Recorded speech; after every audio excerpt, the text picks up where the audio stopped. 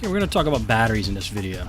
Now there's all kinds of laptop batteries, and most of the time they're very specific to the brand that you buy. If you bought an HP, there's only one battery that could fit in there, and you either have to buy an HP or an HP clone. Now there's not too many things that actually go wrong with batteries, so this is going to be a pretty short video. Let's start by talking about how you can tell if you need to replace a battery or not. Now one way to test this is to go into the power options mode in your computer, and you can get to that in Windows through the control panel, power options, and then click on the battery tab and look at what's happening with the battery. It'll tell you if it's charging, if it's not charging, or how much charge is in the battery. Now if the battery's not charging, let's try to rule out some other things first. Like it could be a bad power adapter, bad AC adapter. So if somebody's using an AC adapter that didn't come with that computer, it might not be putting out enough amps or enough wattage to actually charge the battery, and I've seen Dells do this. For example, I've seen power adapters that appear to be correct for Dell computers, but they're a little small actually, and they don't put out the correct amperage. They put out too low of a current, and therefore, though the adapter powers on the Dell computer, it won't charge the battery, and usually you'll get an error message when you boot up with that, using that power adapter on a Dell anyway. Now incidentally, you're going to see a lot of AC adapters rated according to wattage. Wattage is simply voltage times the current, or amps. So that formula, V times I, gives you wattage. Let's go through an example here of how you can check if the power adapter is correct for the computer you're working on. Got a compact laptop here that's not charging. The power adapter's plugged in, and you can see by that lightning bolt it's not charging. Now here's the power adapter we're using. Take note of the second line down there where it says 19 volts green, 4.74 amps max. Now ignore the line above it that says 16 volts. This is a universal power adapter from Kensington, and a lot of the universal ones can put out multiple voltage, but the switch on this one we have set for the 19 volts DC and 4.74 amps max. Now we know what this adapter puts out power-wise. Now let's check to see what the correct power adapter is for this compact laptop. And I like to check this on eBay because in the eBay descriptions, it usually tells you what the voltage and the amps are for the power adapter you're trying to buy.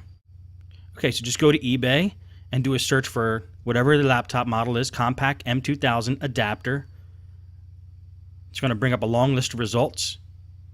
And we're just going to pick the first one. It looks good. Now we're going to scroll down on this listing and take a look. And we see that this adapter puts out 18.5 volts, 3.5 amps. Okay, let's get a second opinion here. Just go to the next one down and see what voltage and amps this is putting out. And this one, again, is 18.5 volts, 3.5 amps, which equals 65 watts. You'll find if you multiply 18.5 times 3.5, you get 65. And that is that formula I showed you earlier. Now, the reason I checked two vendors is because in case one of them made a mistake and they weren't selling the right adapter for the right computer, that's why I just checked twice to make sure we're getting the right numbers here. And that's a pretty reliable way of finding out what kind of power adapter that a computer needs just by checking the eBay listings there. Now, there's one more thing about power adapters I just want to bring up real quick. The amps on an adapter that you buy, that, like for example, that one put out 3.5 amps. Power adapters, you could buy one that puts out 100 amps. The amps can be higher than what is required. So that requires 3.5 amps. You could get one that has 6 amps. You could get a power adapter that has 7 amps. You could get one that has 20 amps. And that will still work with that computer. The thing you don't want to be the wrong number is the volts. You can't put a higher voltage power adapter on a computer that's not rated for it. You will fry it. So if you're trying to hook a 25 volt adapter up to a laptop that's supposed to take an 18 volt adapter, bad move. You probably will fry the motherboard. So the volt has to stay the same. If a computer needs 18.5 volts, then you need to get an AC adapter that puts out 18.5 volts. You don't want to mess with the volts. But you can go higher on the amps. Okay, now where were we? We were trying to see if the adapter that's being used with this compact computer has enough power and current to power the machine and charge the battery. Now, if you remember looking at the power adapter in an earlier shot, you could see that the voltage is 19 volts and that the amps are at 4.74. Now this computer only requires 3.5 amps, so 4.74 is higher than 3.5. This adapter does have the capability of powering this machine. Now I know what I said about volts, and this power adapter says it puts out 19 volts and the computer only takes 18.5, but that's close enough that I'm going to let it slide, and that shouldn't have a problem when it's 0.5 volt. That you're going to find out with most adapters, 18.5 or 19 are about the same. Now, let's go over the situation where if your DC jack on the laptop is bad and is not making a connection to the motherboard, then it might look like the battery is bad as well because the battery's now not holding a charge or even taking a charge. Now, this has happened a lot in my shop with my customers where their DC jack goes bad. They think their battery's gone bad because it's not taking a charge anymore. They go out and buy a new battery, and then they decide to bring their computer in because the battery's still not charging, even with the new battery. That's because the DC jack is bad. You're going to probably run into this a lot, where the battery's not charging because the DC jack is bad, and until you fix that, the battery's never going to charge. So how do you test if your DC jack is bad? It's simple. Plug in the AC adapter, take the battery out of the computer. If the computer doesn't power on, then you know you have a problem with the DC jack.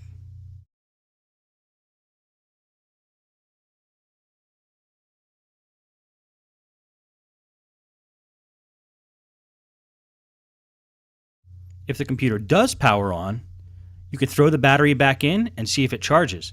If the battery's not charging at this point, it's pretty likely it's a bad battery.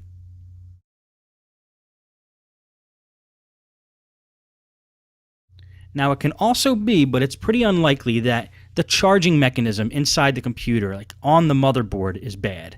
Now, I've done a lot of laptop repairs, and I've maybe seen that one time, so I think that's a very rare situation. So it's pretty safe to say right now that the battery is bad. Now, let's go over some other reasons why a battery won't be charging. It could possibly be that the contacts between the battery and the motherboard are not making a connection. Maybe something spilled in there, or there's some film covering the contacts and they're not making a clean connection. One thing you can do is take a toothbrush and just scrub in between the fins of the battery there, and also scrub down the fins where the motherboard connection is. Make sure to use a dry toothbrush, preferably one that has not touched human teeth. Now, I've also seen instances where there's just some kind of flukiness that's happening with the computer, where if you just take the battery out and you put it back in, it might start charging. Maybe there was a malfunction on the motherboard or some circuit and it wasn't actually taking a charge. Try simple things before you just determine that the battery's bad. Reboot the computer, power the computer down, power it back on, take the battery out, put it back in once or twice, and see what happens. Just doing that may fix the problem.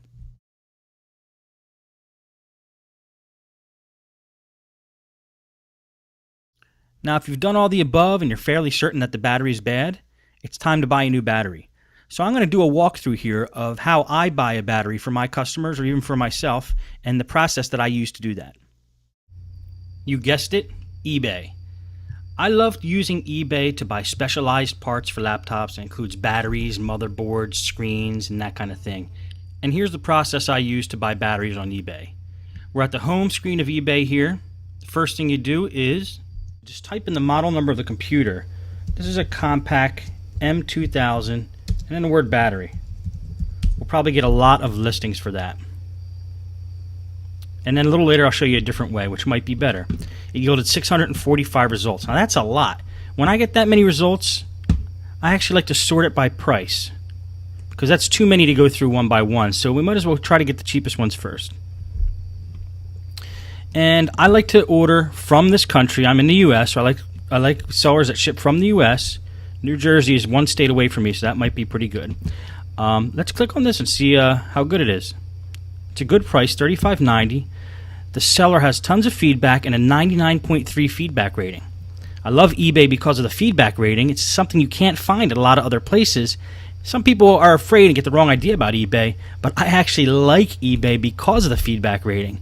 What some people aren't thinking with is not a lot of websites have feedback ratings, so you could basically it's easier to get screwed somewhere else, I think, than to get screwed on eBay. The only way you could really get in trouble is if maybe somebody overtook Optimum Solution as a username here, his account or something, and stole his account and then was trying to scam, but it doesn't really happen often. I buy on eBay all the time. Now, this is a battery for a couple of the models of the Compact Presario, and M2000 is included in there, so we should be okay. Now, this is a fine battery from a third party. This is not HP. So if you want to stay on the cheap side, you could get a battery like this. If you want to maybe spend a little bit more but get a higher quality battery, I would actually look for a compact battery and made by Compact. The way I do that is I search for the word genuine in front of what I typed before on my search, and now we only get 6, but we now have HP batteries. Now here's a compact genuine battery, M2000. See, the problem with genuine is a lot of times you're not going to find new, especially on the older models. The third party will sell you a new battery. This might be a used, so let's see what's going on with this one. And this is a compact battery. And let's see if they tell us. Okay, it's great cosmetic condition, excellent working condition. Okay, so this is a used. Now, if you really want to get picky, and there's not enough listings for us to do this, but say we got another 600 listings typing the word genuine. If you really want to get to the cream of the crop, type new genuine before your search terms and type that, and we're probably going to get nothing out of that. But let's just see. Okay, well, these are some from China. 4 results found for new genuine. Okay, this might actually be new. Is this the one we just looked at? Genuine compact battery. And let's see if it is new. Brand new genuine HP battery. Let's see what the price is. $59. Okay, so it's almost twice as much as the third-party no-name battery. But I would consider this. I would consider this. You want to get the brand name battery. Let's check out the seller. 3,600 feedbacks, 99.7% positive feedback rating in my country, and free shipping. It's not a bad deal. So there's your 2 options. If you want to go cheap, just look for the third-party batteries. If you want to get a more quality battery, try to get an HP or a compact brand name battery that matches your computer. Now, let's take a look at the battery itself that we pulled out of this computer, because there's another way to search for this battery, and that's by the model number of the battery. We search from the model number of the computer, but this battery is actually, I'm going to read the model number off now. It's HSTNN-DB17. Let's type and do a search for that and see what comes up. 135 results for that. And again, since there's that many results, let's sort by price. Okay, it's already sorted by price from last time. Here's a $35 battery. Okay, let's do genuine and see if any come up.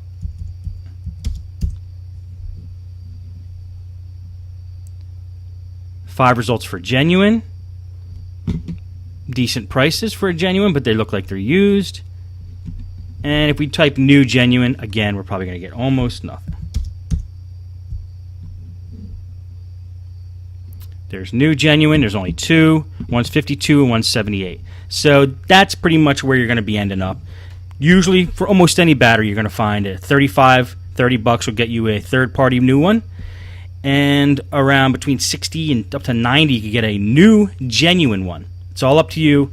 If you could swing the genuine one, I recommend the genuine one. If you need to just get by, then the third-party one is fine. And that's how I do battery shopping on eBay.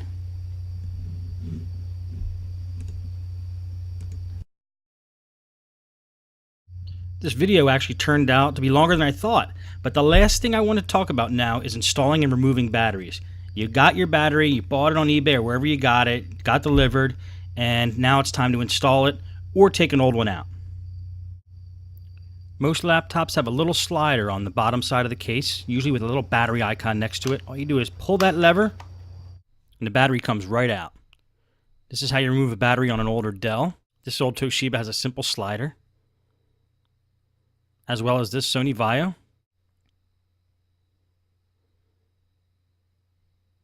Here's a few more with a simple slide switch. compact Presario, HP DV6000. Now, some have a locking mechanism so the battery doesn't fall out. You're going to see an icon like that. And what you do is you unlock it first, then you hit the slider switch, pull it out, unlock, slide, and pull out. Here's another one. And another one with a locking mechanism. Not very complicated. Then to put it back in, just snaps right back in, no problems. And this one you kind of have to angle in. And there you have it for batteries.